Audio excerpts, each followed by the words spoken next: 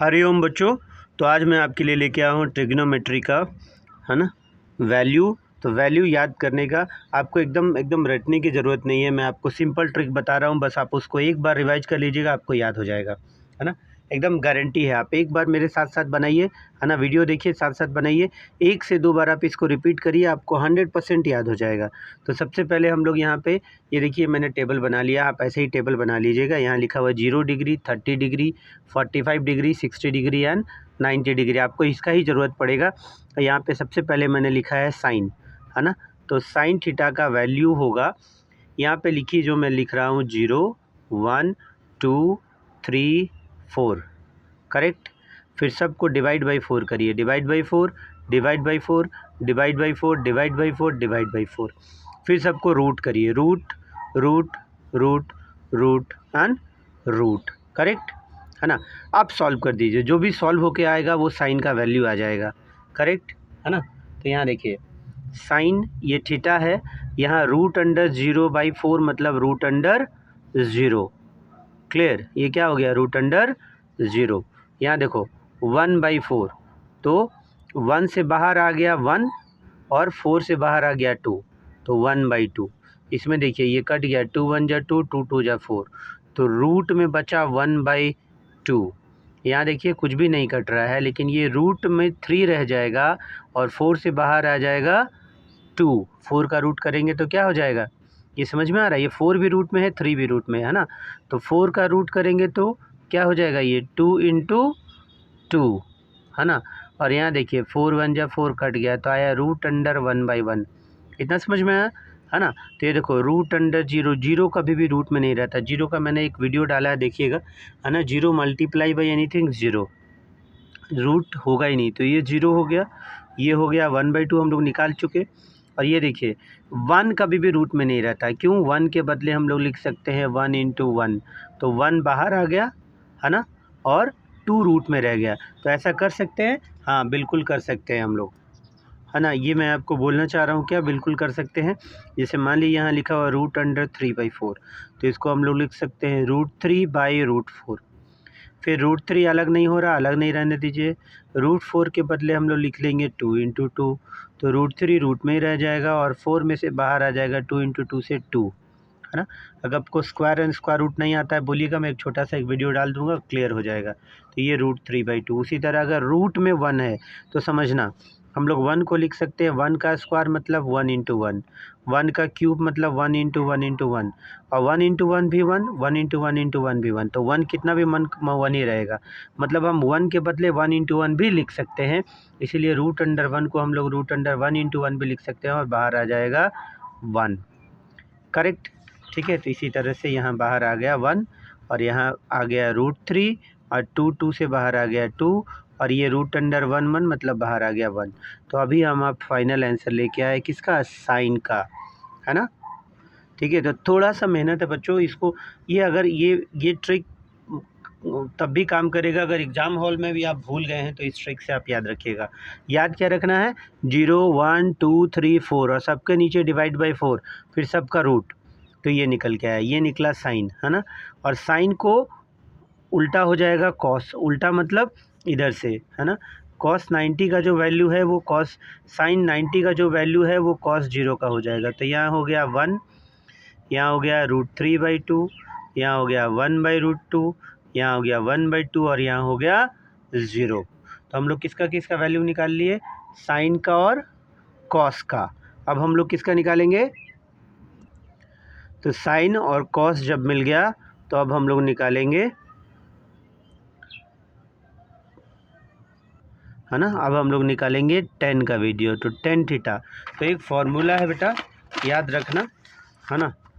tan theta equal to sine theta by cos theta. तो इसको समझ लो खाली, ठीक है। जैसे मान लो tan 0, है ना, tan 0, तो 0 क्या है, equal to tan 0 equal to sine 0 by cos 0। तो अभी वैल्यू निकाल दिए हो, साइन 0 का वैल्यू कितना है 0 और कॉस 0 का 1, मतलब 0/1 मतलब 0। तो ये कितना निकल गया, 0, करेक्ट। अब आ जाओ यहाँ पे, तो यहाँ देखो यहाँ ऊपर क्या है 1/2 और नीचे क्या है √3/2, मतलब यहाँ भी वही sin 30/cos 30, ये हो गया tan 30। ठीक है, तो sin 30 का वैल्यू 1/2 बाई cos 30 का वैल्यू √3/2।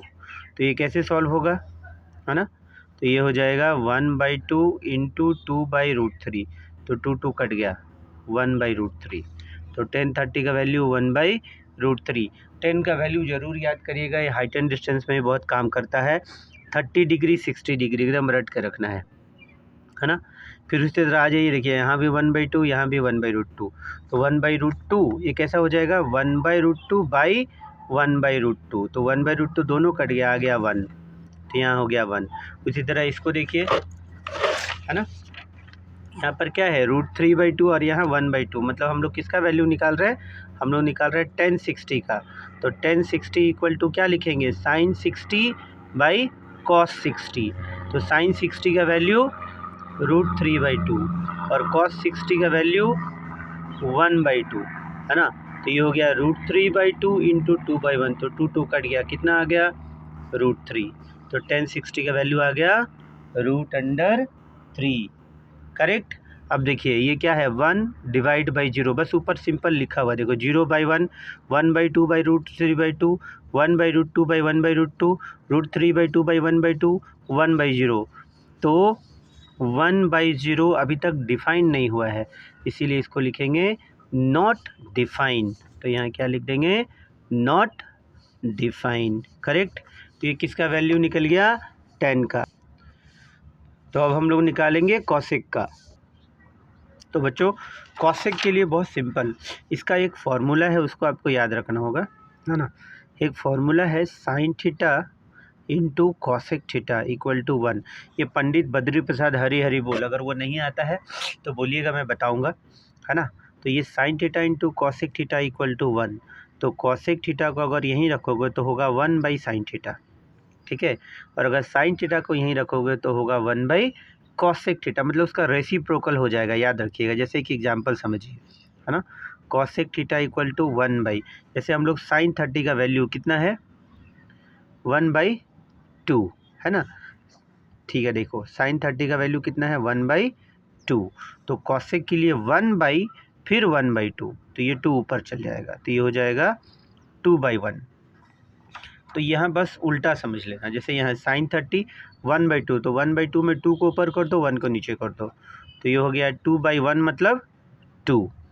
यहाँ देख के समझ में आ गया √2, यहाँ 2/√3 और यहाँ 1/1 का मतलब 1। तो यहाँ क्या होगा, यहाँ क्या है 0, है ना। तो 0 मतलब 0 का अपने आप में वो नंबर में नहीं है, तो 0/1 मतलब 1/0, तो 1/0 इज़ नॉट डिफाइन, करेक्ट। तो यहाँ हो जाएगा नॉट डिफाइन। तो ये हम लोग किसका निकाल लिए कॉसेक का निकाल लिए, है ना। तो अब देखिए, अब हम लोग निकालेंगे कॉट। तो कॉट थीटा बस 10 का उल्टा तरफ चल जाइए, 10 से देखिए यहाँ क्या है नॉट डिफाइन, वो 0 में आ जाएगा, 90 वाला 0 में आ जाएगा, तो ये हो जाएगा नॉट डिफाइन, है ना। फिर √3, फिर 1, फिर 1/√3, फिर 0, कॉट निकल गया। और कॉसेक का बस उल्टा तरफ से कर देंगे तो हो जाएगा सेक थीटा। कॉसेक का उल्टा हम लोग कर देंगे सेक थीटा। तो सेक थीटा देखिए यहाँ क्या है 1, तो ये 1, उसके बाद क्या है 2/√3, तो ये हो गया 2/√3, फिर क्या है √2, फिर क्या है 2, फिर क्या है नॉट डिफाइन, है ना। तो हम आपको ये क्लियर हो गया, बुक में बिल्कुल है बेटा, आंसर आराम से देखना, है ना।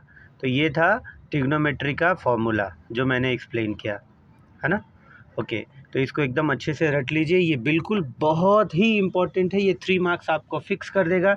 इस चैप्टर में कुछ है ही नहीं, खाली ये फॉर्मूला याद रखना है और जो भी क्वेश्चन देगा उसका वैल्यू पुट करना है, वैल्यू सॉल्व करना है ना। अगर आपको बेसिक्स में प्रॉब्लम है, रूट का आपको सोल्यूशन नहीं पता है कि √2 ऐड होगा कि नहीं होगा, सब्ट्रैक्ट होगा कैसे सॉल्व होगा, मल्टीप्लाई कैसे होता है, डेसिमल का एडिशन सब्ट्रैक्शन नहीं आता है, अगर ऐसा कुछ प्रॉब्लम है तो कमेंट करिएगा, मैं आपको बिल्कुल उसके हिसाब से अलग अलग वीडियो बना के भेजूँगा, है ना। ओके, सो पढ़ते रहिए, मस्त रहिए। हरि ओम बच्चों।